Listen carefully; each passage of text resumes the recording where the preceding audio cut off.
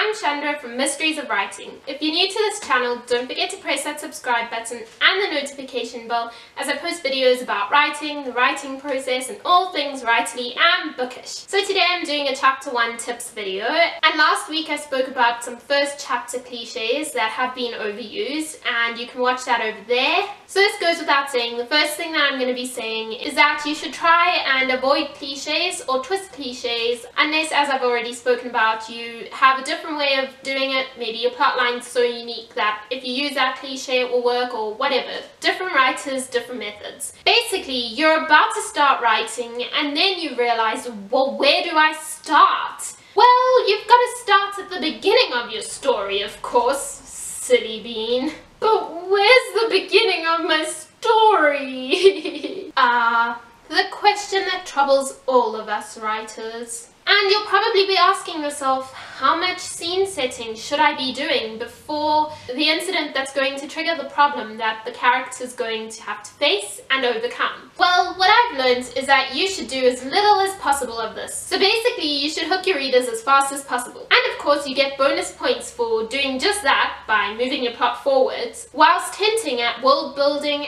and introducing your characters. Basically, if you can hook your readers on the first line of your book, then you're on the right track. Okay, so you don't believe me, right? Well, then go check out your favorite booktubers and see what they say. A lot of them buy books just because of the first line. Or maybe just stop and think about yourself when you're buying a book, or even when you're reading your next book. If those first few lines or even pages aren't grabbing you, chances are this book isn't going to be part of a long-term relationship. In fact, it's a miracle if it even goes on a second date with you.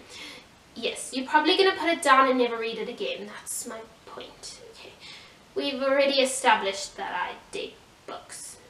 Yeah. So what can hook you on a book straight from the beginning, you might ask? Well, it doesn't need to be anything major, but you just need to show your readers that something life-changing is about to happen to your character.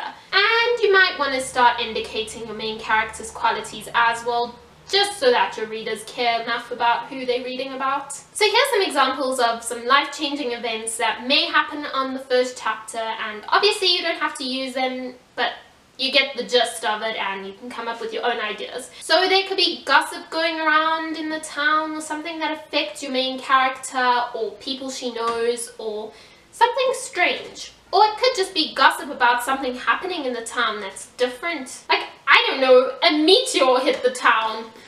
Okay, that's a bit drastic. News could break out on the TV about something, or a messenger arrives to break the news to your character, provided that your book is set in that type of era. Or somebody new could arrive in your character's school, town, work, home. That's a little creepy.